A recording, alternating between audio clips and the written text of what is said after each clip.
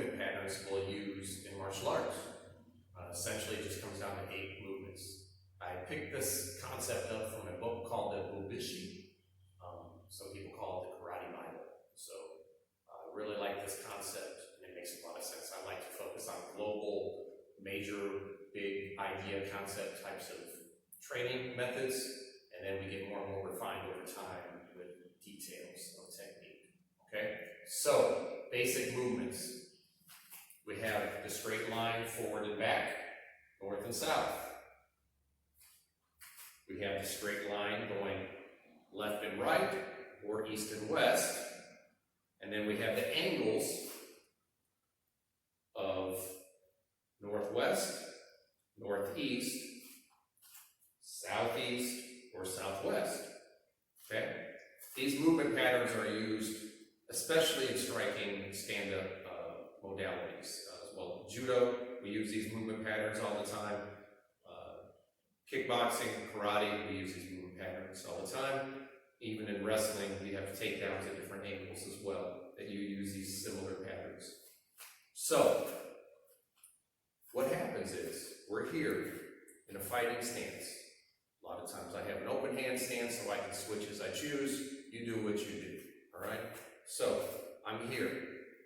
I'm going to move forward. If I move forward, I push off this back foot, and I move forward. I'm trying to keep this center line, just like this, keeping my gait. Remember to come from our center. Speaking of the center, we need to remember to move from our tandem, okay? Our tandem. Some people call it tandem, I think. Apologies if I'm mispronouncing it, but the point is our center, okay? So while I'm using this center line, I'm also need to use my center. And the basic way to make sure I'm doing this right is if you tighten your glutes and you let your pelvis slightly tilt up, then you're in the right position.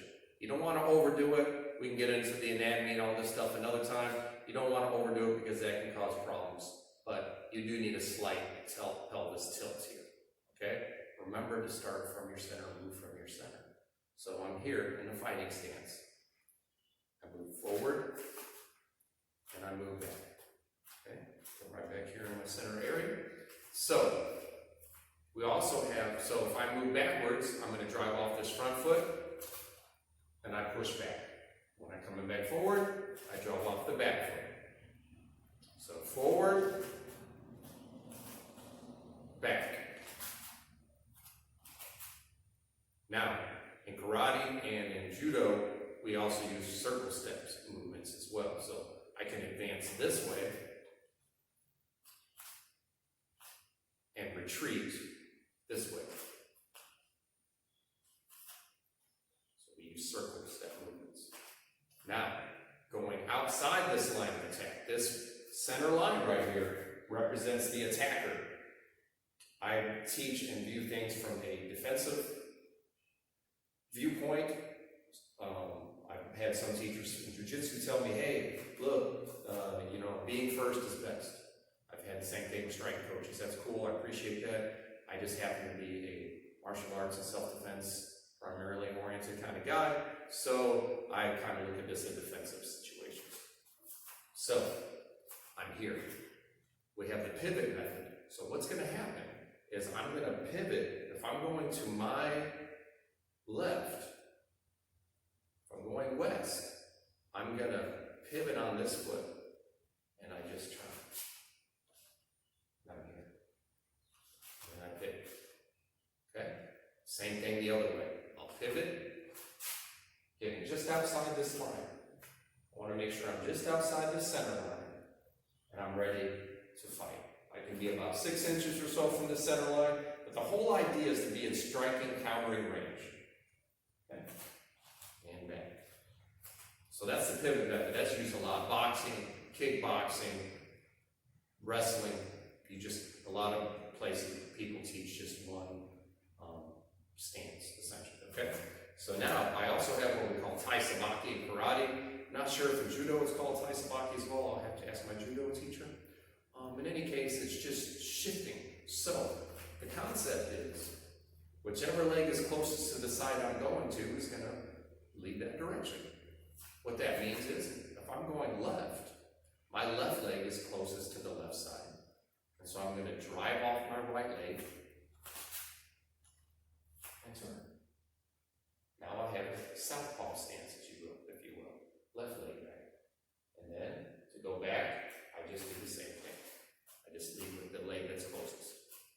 If I'm going to the right side's going to lead. I'm going to drive off the left, and I'm going to turn.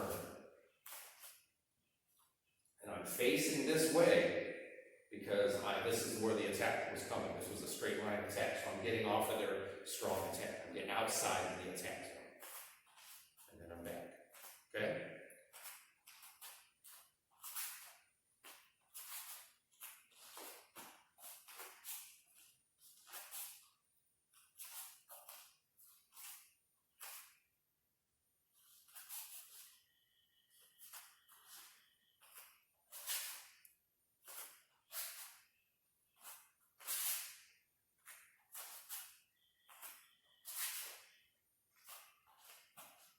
Okay, so that's the basic X movement pattern, front and back, and out in each direction.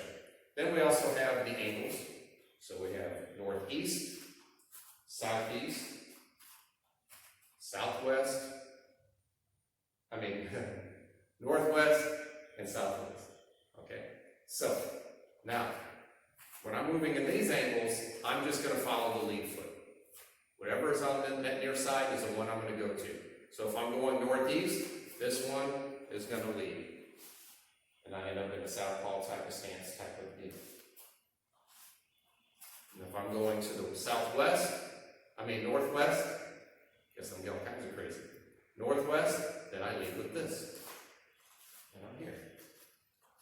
Okay? And if I'm going this way, which would be southwest this time, the left leg is closest. So I come out and I'm back. And then the other way, southeast, right leg is closest. So I'm here and then I'm back. Okay? So those are the general basic movement patterns that we use to teach at Morning Sun